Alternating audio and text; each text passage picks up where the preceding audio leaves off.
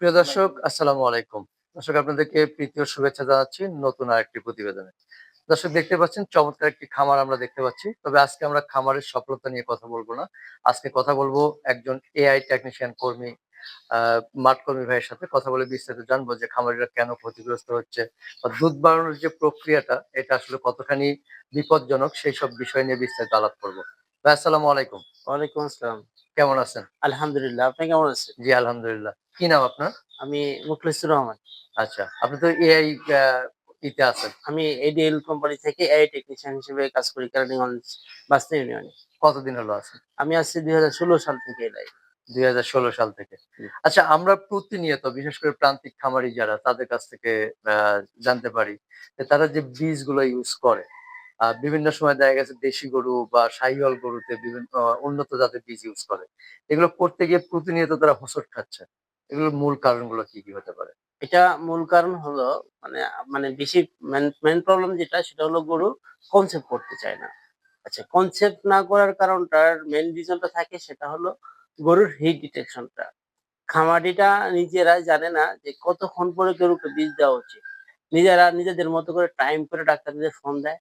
আর আমরা কিছু বা আমরা কিছু এই টেকনিশিয়ান আছি যারা খামারে গিয়ে চলে আসছি। এখন হিট সময়টা মেইনটেইন করতে গিয়ে আমাদের চলে যেতে হবে, আবার আসতে হবে। এটা হিসাব করে আমরা এইটা করে ফেলি। কিন্তু সায়েন্স যেটা বলে সেটা হলো ৪ ঘন্টা থেকে ৮ ঘন্টার মধ্যে বীজ দিলে কনসেপ্ট করার সম্ভাবনা থাকবে সেটা হলো 60% বা 50% 50 থেকে 60% এর মতো। আর যদি আপনার আ ১২ থেকে ১৮ ঘন্টার মধ্যে বীজ দেওয়া হয় তো এখানে কনসেপ্ট হারটা অনেক বেশি থাকার সম্ভাবনা থাকে। এটা হলো হিট ডিটেকশনটার বিষয়। আরেকটা বিষয় থাকে হলো খামারি গরুকে প্রপার কৃমি ট্রিটমেন্ট করা মানে তারা করে না বা কৃমির ওষুধ প্রপারলি খাওয়ায় না। আমাদের গরুকে মেক্সিমাম ৬ মাস পর, পর লিভার ফ্লো থেকে রক্ষা করার জন্য ওদেরকে কৃমির ইনজেকশন করা উচিত। সেটা হলো নাইট্রোসিন যদি ইনজেকশনটা করে সে কলিজার কৃমি থেকে মুক্ত থাকবে। তারপরে তারা কৃমি ট্যাবলেট খাওয়াবে। কৃমির ট্যাবলেট খাওয়ানো এবং ইনজেকশন করার পরে গরুকে যদি একটা গাভী গরুকে ২ রকম খাবার দিতে হয়। যেমন শরীরের লাইফ ওয়েট অনুপাতে একটা খাবার দিতে হয়।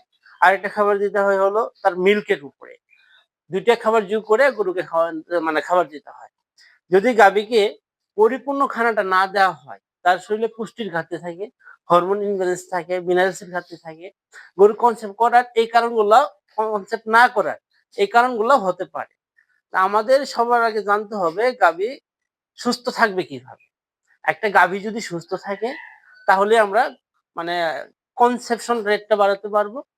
আর আমাদের দেশের সরকার বা আমরা এই টেকনিশিয়ান যারা মানে নিয়মিত কাজ করি, তারাও চায় দেশ এবং প্রাণীর উন্নয়ন ঘটুক। আর একটা বাংলা গরু থেকে যদি আমরা ফ্রিজিয়ান ক্রস করি, ফ্রিজিয়ান ক্রস করার পরে ফ্রিজিয়ান বকনা বাছুর হলে ওকে যে পরিমাণ দুধ খাওয়ানো দরকার, ওর জরায়ুটাকে তৈরি করার জন্য, ওর বডি স্ট্রাকচার তৈরি করার জন্য একটা বাংলা গরুতে অনেক সময় এই পরিমাণ দুধ হয় না। তো সাধারণত আমরা যারা প্রান্তিক খামারি, মূলত গ্রামে যারা ২-১ টা গরু পালে, তাদের জন্য লালন পালন করে, তাদের জন্য এটা কঠিন। আর যারা মোটামুটি স্বচ্ছ খামারি, তাদের জন্য দেওয়া যায়। যেমন আমার গাভীর দুধ বাচ্চাকে নিয়মিত খাওয়াতে পারবো। আমার ওই দুধ বিক্রি করতে হবে না, দহন করে খেতে হবে না। তাদের জন্য আমরা জাত উন্নয়নের জন্য ফ্রিজিয়ান ক্রস করতে পারি। আর যদি মনে হয় যে আমার গাভী থেকে কিছু উপার্জনের দরকার, তো আমরা দেশিটাকে দেশি উন্নয়ন করব বা শাহিওয়াল উন্নয়ন করব। সর্বোচ্চ এতটুকুই আমরা করতে পারি। এতে খামারি লাভবান হবে, দেশ লাভবান হবে। এই টেকনিশিয়ান যে কাজটা করলো তার একটা ফলাফল, পরিপূর্ণ ফলাফল পাবে। আপনাদের গাভী পালন করতে গেলে সবার ১ম করণীয়টা হলো যেন আমার গরু সবসময় কৃমিমুক্ত থাকে এবং আ গরুর পুষ্টির মানটা খাদ্যের মাধ্যমে আমি পরিপূর্ণভাবে পূরণ করতে পারি। তাহলে আপনার গাভী কনসেপ্ট ভালো করবে এবং গাভী পেলে লাভের মুখ আপনি দেখতে পারবেন। তো গাভী কনসেপ্ট এর ক্ষেত্রে আসলে আমরা যে ডি ভিটামিনটা বলি, জি, সূর্যের রশ্মি থেকে পাওয়া। জি। এইটা কতখানি প্রযোজ্য গাভীর জন্য? এটা আ কতখানি বলতে এটা যদি আপনি বলেন যে একটা গাভী কত কতটুক স্বাস্থ্যের উন্নয়ন ঘটায়, সেক্ষেত্রে আমি বলব সেটা 50 থেকে 60% উন্নয়ন ঘটায়। একটা গরু যদি মাঠে চরণ করে বা ভিটামিন ডি খায়, ভিটামিন ডি এর মাধ্যমে বা চলাফেরার কারণে ওর ৩ টা উপকার হতে পারে। একটা হলো ওর আপনার হজম শক্তির প্রক্রিয়াটা ভালো থাকবে, ওর ভিটামিন ডি টা সাপ্লিমেন্ট ভালো থাকবে, ওর বডির মুভমেন্টটা ভালো থাকবে। এই ৩ টা মুভমেন্ট যখন তার শরীরে সবসময় থাকবে, তার রোগ প্রতিরোধ ক্ষমতাটাও বাড়বে। যদি রোগ প্রতিরোধ ক্ষমতাটা বেড়ে যায়, তো তার ক্ষেত্রে সবসময় সে সুস্থতা বোধ করবে এবং দুধের ক্ষেত্রে বলেন, কনসেপশন এর ক্ষেত্রে বলেন, সে ভালো একটা সাপোর্ট দিবে আপনাকে। না, অনেক সময় দেখা গেছে যে আমরা শুনেছি বিভিন্ন জায়গা থেকে যে গাভীটা কনসেপ্ট করতেছে না, তাকে ভিটামিন ডি এর অভাবে অনেক সময় এই ধরনের কাজটা হয়ে থাকে। হ্যাঁ, আমরা আমরা আপনি যেটা বলছেন এটা ঠিক আছে। আমরা তো এখন গরুকে আবদ্ধ করে ফেলছি। গরু মূলত মাঠে চরণ করে খাবে, রোদে থাকবে এরকম গরু। আপনি খেয়াল করবেন, লক্ষ্য করতে পারবেন গ্রামের প্রান্তিক খামারি যারা মফস্বলে গরু পালে তারা দেখবেন দিনের জন্য একটা জায়গা রেখে দিচ্ছে, রাতের জন্য একটা জায়গা রেখে দিচ্ছে। মাঝে, মাঝে সে তার গরুগুলাকে মাঠে চরণ করতেছে। আচ্ছা, এই গরুগুলার মধ্যে যারা মোটামুটি সচেতন যে কৃমির ট্যাবলেট খাওয়াচ্ছে বা খাবার মানটা ওরা কিন্তু মূলত পুরা ভুসির মধ্যে থাকে। আ আরেকটা ওদের বদ অভ্যাস আছে, সেটা হলো জাউ খাওয়ানো। জাউ গরুর অনেক ক্ষতি করে। যার ক্ষতি হলো আপনার আ জাউ যদি গরম খাওয়ান সেক্ষেত্রে আপনার ফুড পয়জন হতে পারে। যদি ঠান্ডা খাওয়ান মানে একটু গন্ধ উঠছে এটা খাওয়ান তাও ফুড পয়জন হতে পারে। সে থেকে আপনার পায়খানা অনেক সময় পেটে গ্যাস হতে পারে। গ্যাসে আবদ্ধ হয়ে গ্যাসের ওষুধ খাওয়ানোর পর অনেক সময় ভালো হয় না। অনেক সময় দেখা গেছে আপনার ফুড পয়জনের মাধ্যমে অনেক সময় আম আসতেছে। এই গরুগুলো অনেক সময় ভালো হইতে কষ্ট হয়ে যায়। তো দুধ প্রোডাকশন এর আশা করে আপনি যাও খাওয়াবেন, দেখবেন দুধ শুকায় গেছে।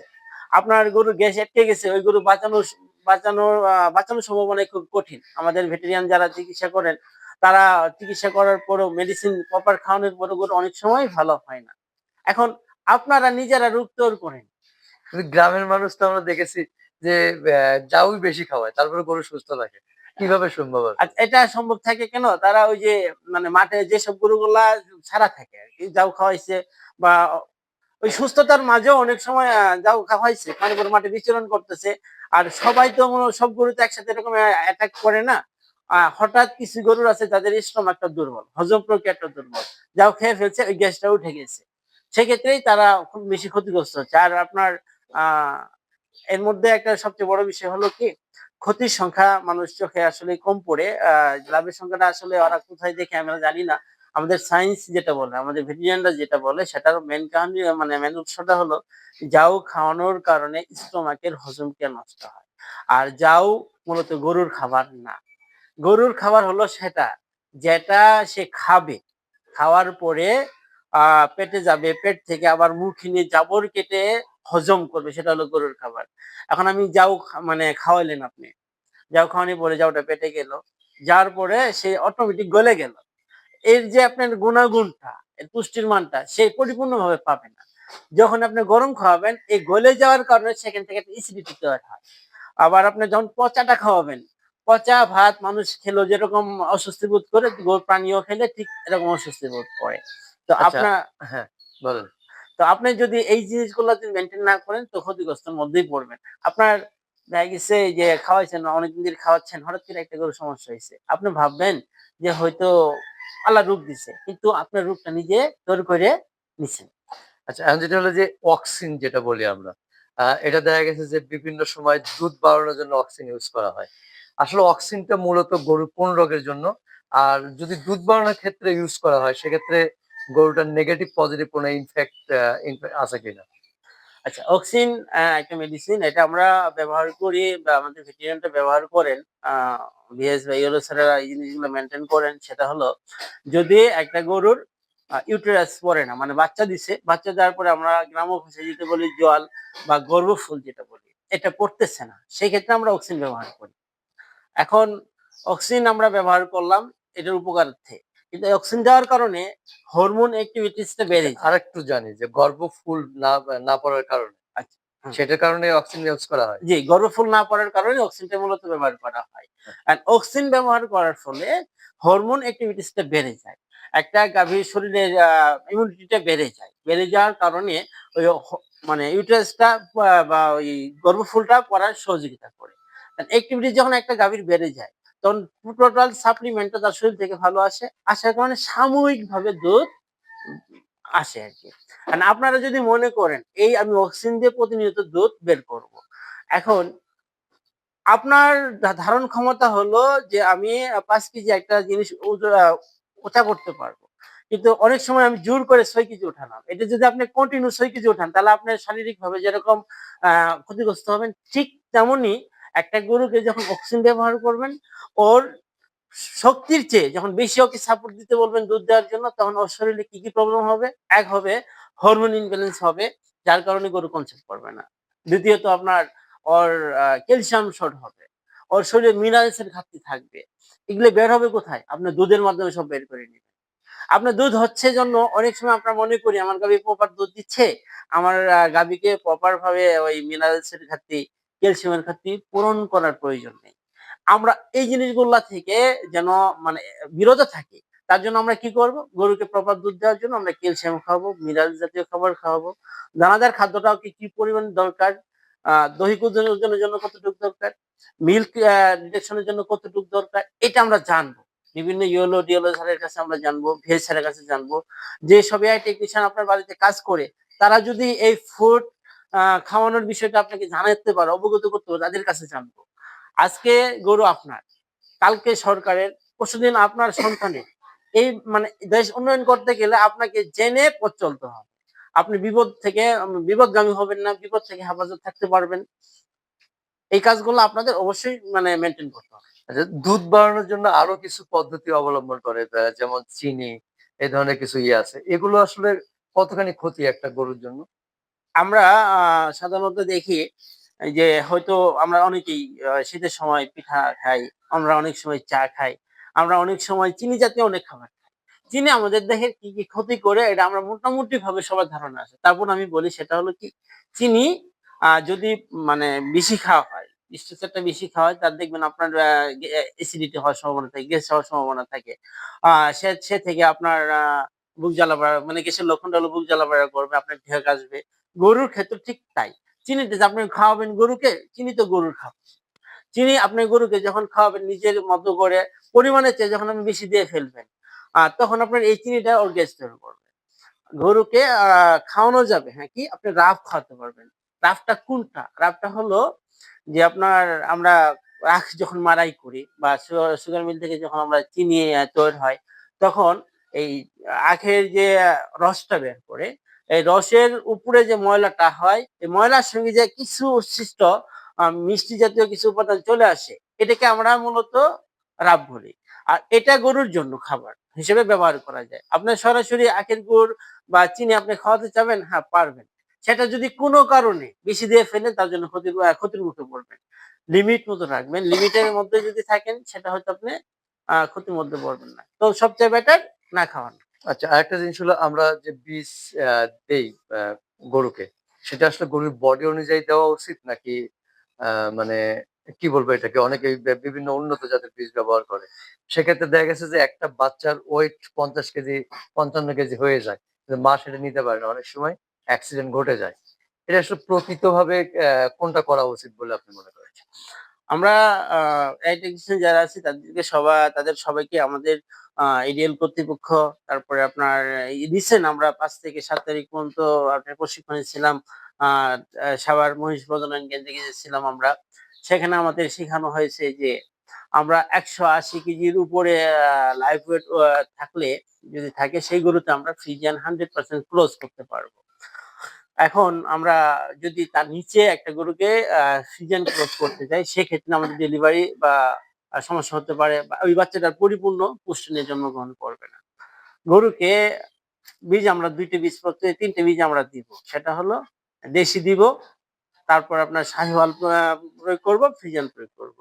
ফ্রিজিয়ানের কিছু ধারাবাহিকতার নিষেধাজ্ঞা আছে বা দেওয়ার সুফল এবং কুফল আছে। সুফলটা হলো যেমন আমরা যারা মানে টেকনিশিয়ান তাদেরকে শেখানো হয়েছে দেশের উন্নয়নের জন্য, খামারের উন্নয়নের জন্য আমাদের করতে হবে কি যে আমার গরুটা কত পার্সেন্ট এটা একটা মেজর খুঁজে বের করতে হবে যে গরুটা কত পার্সেন্ট হতে পারে। এটা কি 50%, 70%, 80% না কত 30% পার্সেন্টেজটাকে খেয়াল করতে হবে। এখন যদি আমরা একটা 70% গরুকে 100% বীজ দিই, আমাদের এই ওয়েদারের সাথে, এই বাংলাদেশের ওয়েদারের সঙ্গে সে স্টেবল না। এই গরুটা মূলত 25 ডিগ্রি নিচে সেলসিয়াসে লালন ভূমিতে চলে ফেরা অভ্যস্ত। আর আমাদের বাংলাদেশের ওয়েদার যেটা, আমরা তো সবসময় দেখতে পাচ্ছি যে 30-এর উপরে থাকে। হয়তো শীতের সময় একটু কম থাকে, সেটা ২-৩ মাস। এই ২-৩ মাসে আপনি কি হবে, গরু ভালো থাকবে। দুধ প্রোডাকশন হয়তো পাবেন ভালো। আবার বেশি শীত হয়ে গেলে তখন দুধ প্রোডাকশন একটু কমে আসে। তা আমাদের যে উচিত হলো সেটা হলো আমরা কম পার্সেন্টেজের মধ্যে কম পার্সেন্টেজ দিয়ে জাত উন্নয়ন করা। যেমন আমি একটা 60% গরুতে 60% সিমেন্ট দিব। আমার এই গাভীটা 60%। যদি 60% হওয়ার পরে এই গাভী ১০ কেজি দুধ দেয়। তা আমি আরেকটা 60% গাভীর বুলের সার প্রয়োগ বীজ প্রয়োগ করব। প্রজনন করব যে ও দুধটা কমপক্ষে যেন ৩০ কেজি আফ থাকে। আমরা এইভাবে উন্নয়ন করব। ছোট গরুতে দুধ বেশি হবে, এই আশা করে বাচ্চা বড় হবে, এই আশা করে কখনোই বীজ দেওয়া যাবে না। দিলে আপনার গাভীর আ জীবনহানির সম্মুখীন ঘটবে। ভালো আপনি বাচ্চা পাবেন না, ভালো দুধের রিপোর্ট আপনি পাবেন না। আরেকটা বিষয় হলো যে, যে জাত শুধুমাত্র বাংলা যেটা বলে আরসিসি বা দেশাল দেশি শাহিওয়াল দেশি গরুগুলো আছে, এই গরুগুলাতে আপনারা ফ্রিজিয়ান ক্রস করবেন। আর ফ্রিজিয়ানের মধ্যে ফ্রিজিয়ান ক্রস করবেন। কিন্তু আপনি অন্য যে জাতগুলো আমরা শুনি বা দেখি যে একটা জাত আরেকটা জাতের মধ্য দিয়ে ক্রস করে উন্নয়ন ঘটাবেন। কিন্তু এই ঘটনাটা যাবে না। এটা আসলে উন্নয়ন ঘটে না। উন্নয়নের চেয়ে আপনি ক্ষতির মুখেই বেশি পড়ে যান। নিজেরা চেষ্টা করবেন যে আমি যেখানে আছি সেখান থেকে কতটুকু উন্নয়ন করা যায়। তাহলে আপনি উন্নয়নের মুখ ছোঁয়া পাবেন, মুখ দেখবেন। আর যদি মনে করেন যে আমি ফিজানের মধ্যে একটা শাহিওয়াল দিয়ে ভালো একটা লাল বাচ্চা দেখবো, এটাও আপনি নিজের ক্ষতি করলেন, দেশের ক্ষতি করলেন। আবার যদি মনে করেন যে একটা শাহিওয়াল ছোট একটা গরুর মধ্যে সাপোজ লাইফ ওয়েট ১৬০ কেজির নিচে ৮০ কেজির নিচে আছে, এর মধ্যে দিয়ে উন্নয়ন ঘটবো, আ আ উন্নয়ন দেখবো, আপনি তাও পারবেন না। আপনার কিছু স্ট্রাকচার আছে, এই টেকনিশিয়ানদের জিজ্ঞাসা করবেন আমার গরুতে কোন বীজ খাটে। আর ওদেরকে বলবেন যে দেখেন আমার সামর্থ্যের মানে আমার সামর্থ্যটুকু এতটুকু আছে যে আমি গরুকে দুধ কিনে খাওয়াতে পারবো না বা পারবো। যদি আমি পারি, আপনি পারেন, তো বলবেন যে হ্যাঁ, আমি দুধ কিনে খাওয়াতে পারবো। তাহলে আমার গরুটাকে আপনিই দিয়ে দেন, সিজন দিয়ে দেন। আর যদি আপনি জানেন যে আমি পারবো না, তাহলে আপনি কি করবেন? দেশিটা উন্নত মানের দেশি নিবেন আপনি। বাংলা যে দেশিটা আছে এই দেশি জাতটাকে উন্নয়ন করার জন্য আরেকটা জাত আমরা এই আমাদের ইডেন কোম্পানি আমাদেরকে দিয়ে থাকে, সেটা আমরা দিব। যদি আমরা সেটা দেই, আপনার বাচ্চা ভালো আসবে, দুধ প্রোডাকশন ভালো আসবে, মা এবং বাচ্চা ২ জন সুস্থ থাকবে। কখনো লোভে পড়ে কখনোই লোভে পড়ে কারো প্ররোচনায় আপনি ভালো বাচ্চা পাওয়ার আশায় ছোট গাভীতে বড় বীজ প্রয়োগ করবেন না। আচ্ছা, শেষ প্রশ্ন সেটা হলো যে এই সেক্টর থেকে আস্তে, আস্তে তরুণ উদ্যোক্তা যারা মুখ ফিরিয়ে নিচ্ছে। আসলে এই সেক্টরে উন্নয়ন করতে গেলে বা সফলতা অর্জন করতে গেলে কি দরকার? এবং একটা আ প্রান্তিক পর্যায়ে একটা খামারি আসলে আ এই সেক্টরে ইনভেস্ট করে সারভাইভ করা সম্ভব কিনা? আপনার কনসেপ্ট থেকে কি সাজেশন দেবেন? এখন আপনার তরুণ উদ্যোক্তা যারা আছে, আমাদের আ প্রতিটা মানুষই আমরা চাই যারা পড়ালেখা করে এই শরীয় সরায়া থেকে শুরু করে আমরা আজ পর্যন্ত পড়ালেখা করতেছি। তার মানে কি আমাদের প্রাথমিক হাতের খড়ি একটা ধারণা থাকতে হবে। আপনার যারা খামার করতে ইচ্ছুক বা যারা খামারি আছেন, তাদের প্রত্যেকেরই উচিত সেটা হলো আমার গরুকে সুস্থ রাখতে কি প্রয়োজন? কি করা প্রয়োজন? এই প্রাথমিক ধারণাটা আমাদের উপজেলা সংশ্লিষ্ট ইওলো ভিএসএল যারা আছে বা আমাদের মতো প্রান্তিক যারা আছে, যারা মানে এআই টেকনিশিয়ান, যারা এই সম্পর্কে কিছু ধারণা রাখে বা রাখে, তাদের কাছে আমরা জেনে নিবেন যে আমি আমার খামারটাকে শুরু করার আগে গরু কিভাবে ভালো রাখতে পারবো? গরুর কি প্রয়োজন যোগান দিতে পারবো? মানুষও যেমন দেখা যায় যে অসুস্থ হলে ডাক্তারের কাছে যায়। প্রাথমিক সুস্থ থাকার জন্য যে প্রয়োজনটা তারা মেইনটেইন করতে চায় না। খামারিরাও ঠিক এরকমই। গরু যখন অসুস্থ হয় তখন ডাক্তারের শরণাপন্ন হয়। সুস্থ গরুকে যে ডাক্তার দেখানো উচিত, সুস্থ গরুকে যে টিকা দেওয়া উচিত, সুস্থ গরুকে কৃমির ট্যাবলেট খাওয়ানো উচিত, সুস্থ গরুগুলাকে লিভার টনিক দেওয়া উচিত, ক্যালসিয়াম দেওয়া উচিত। এই জিনিসগুলা তারা জানতেও চায় না, করেও না। আর আমরা তাদেরকে বললে জিনিসটা আমলে নেয় না। আপনাকে সবার ১ম জানতে হবে সেটা হলো আমার গাভী বা সার কিভাবে সুস্থ থাকবে। সুস্থ থাকার করণীয়টা আপনাকে জানতে হবে। যদি আপনি সুস্থ থাকার করণীয় জানতে পারেন, খাবার স্ট্রাকচার জানতে পারেন যে আমি কি খাওয়াচ্ছি, এই খাওয়া থেকে কতটুক পুষ্টি আমার ষাঁড়ের বা গাভীর দরকার, এটা আসতেছে কিনা, এটা যদি আপনি জানতে পারেন তাহলে আপনি খামার করে লাভবান হবেন। আর যদি মনে করেন আমার টাকা আছে, নেয়ামুল ভাই খামার করে লাভবান হয়েছে, আমিও খামার করে লাভবান হব। তো সেক্ষেত্রে আপনি হতে পারবেন না। আপনি অন্যজনকে দেখে উৎসাহিত হতে পারেন। কিন্তু অতি উৎসাহিত হতে আপনি পারেন না। অতি উৎসাহিত যখন হবেন তখন আপনি লসের মুখ দেখবেন।